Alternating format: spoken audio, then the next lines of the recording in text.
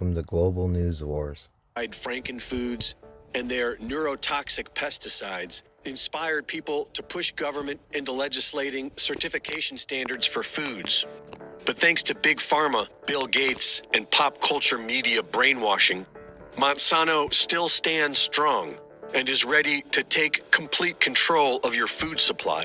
With the help of the same powerful families and foundations who already control the money and the energy. Their plans to do so are comprehensively laid out in a recent report published at Corey Diggs. The indoor vertical farming industry, which is a highly innovative and efficient method, is being funded by Bill Gates and pushed by the World Economic Forum as a replacement to conventional outdoor farming. AeroFarms is the industry leader in vertical farming, and they also co-developed the first CRISPR gene-edited produce product and worked with the NIH to produce proteins for the deadly COVID vaccines. AeroFarms makes it clear that they are not conventional gardeners. They are all about synthetic food products, which is clearly the trend in this growing industry. Monsanto is creating specially tailored genetically cut seeds for these vertical farms.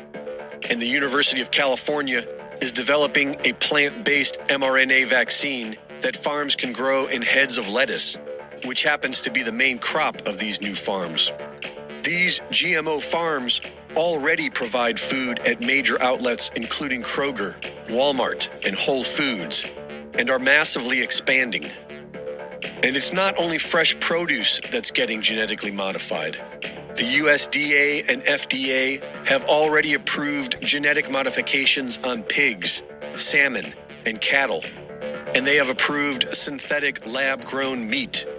Bill Gates' Good Food Institute plans to reimagine meat production with $10 million of support from the USDA. But in order to make their big pharma food supply the new American model, they will need a major crisis. The 2020 lockdowns distressed the supply chain, which was further affected by U.S. sanctions against Russia. This has created a food shortage crisis. Add to that, over a dozen food processing plants have mysteriously been destroyed in the past several weeks, as well as major fertilizer plants during a major fertilizer crisis.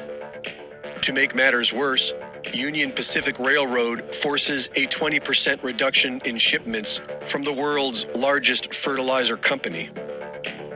And when the people demand a solution, as it turns out, Bill Gates is heavily invested in alternative fertilizers and is also a chief stockholder of the Canadian National Railway, who claims to be helping the fertilizer market grow. Perhaps Bill Gates and Monsanto will volunteer to save everyone with their new gene-edited bacteria fertilizer. And maybe it will backfire like it did in Africa, when after 15 years of trying to help, all Gates and Monsanto accomplished was increasing starvation by 31%. But that's okay, because it's Monsanto Bear to the rescue with their big pharma food factories, with brand new mRNA vaccine lettuce. And as if this wasn't bad enough, the stated goal of this new Frankenfood industry is to make all food traceable, and that means coating it all in nanotech. Who controls the food supply controls the people. Who controls the energy can control whole continents. Who controls money can control the world. Reporting for InfoWars, this is Greg Reese.